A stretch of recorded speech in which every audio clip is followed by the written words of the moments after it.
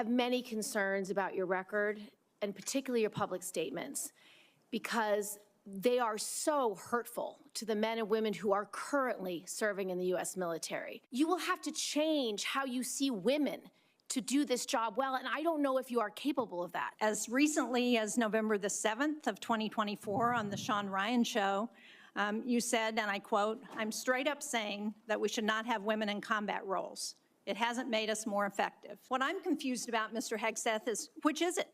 Why should women in our military, if you were the Secretary of Defense, believe that they would have a fair shot and an equal opportunity to rise through the ranks? If on the one hand, you say that women are not competent, they make our military less effective, and on the other hand, you say, oh no, now that I've been nominated to be the Secretary of Defense, I've changed my view on women in the military. Let me make a suggestion about what happened in that 32 days.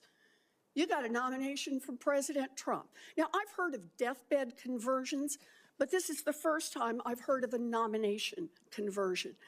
And I hope you understand that many women serving in the military right now might think that if you can convert so rapidly your long-held and aggressively pursued views in just 32 days, that 32 days after you get confirmed, maybe you'll just reverse those views and go back to the old guy who said straight up, women do not belong in combat. This hearing now seems to be a hearing about whether or not women are qualified to serve in combat, and not about whether or not you are qualified to be Secretary of Defense.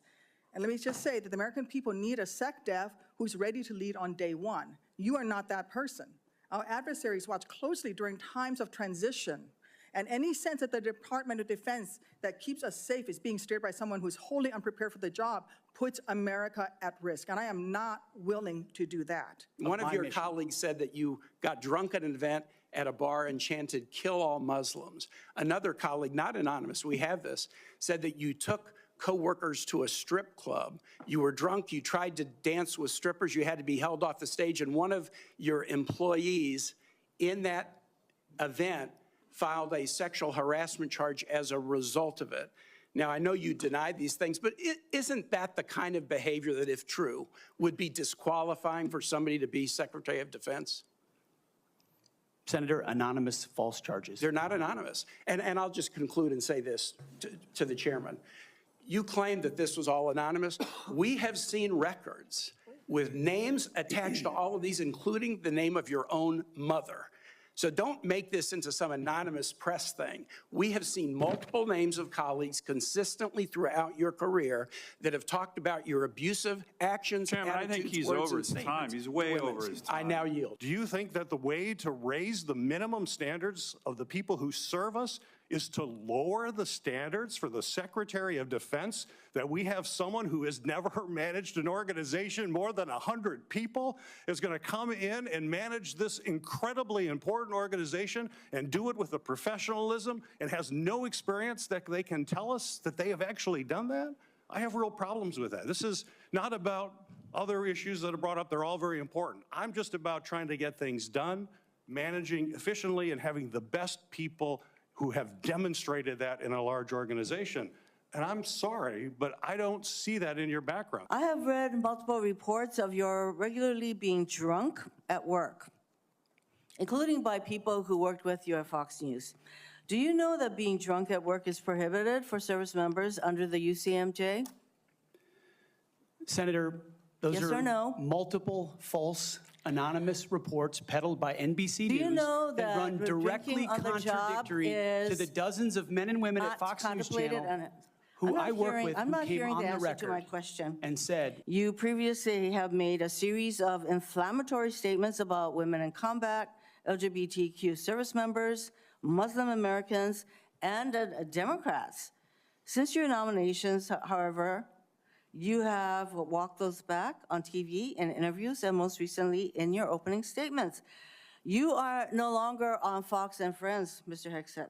If confirmed, your words, actions, and decisions will have real impacts on national security and our service members' lives. On Memorial Day 2014, at a CVA event in Virginia, you needed to be carried out of the event for being intoxicated.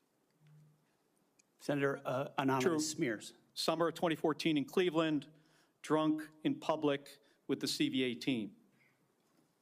Anonymous smears. I'm just asking for true or false questions, true or false answers. An event in North Carolina, drunk in front of 3 young female staff members after you had instituted a no alcohol policy and then reversed it. True or false? Anonymous smears. December of 2014 at the CVA Christmas party at the Grand Hyatt at Washington, D.C., you were noticeably intoxicated and had to be carried up to your room. Is that true or false? Anonymous smears. Another time, a CVA staffer stated that you passed out in the back of a party bus. Is that true or false? Anonymous smears.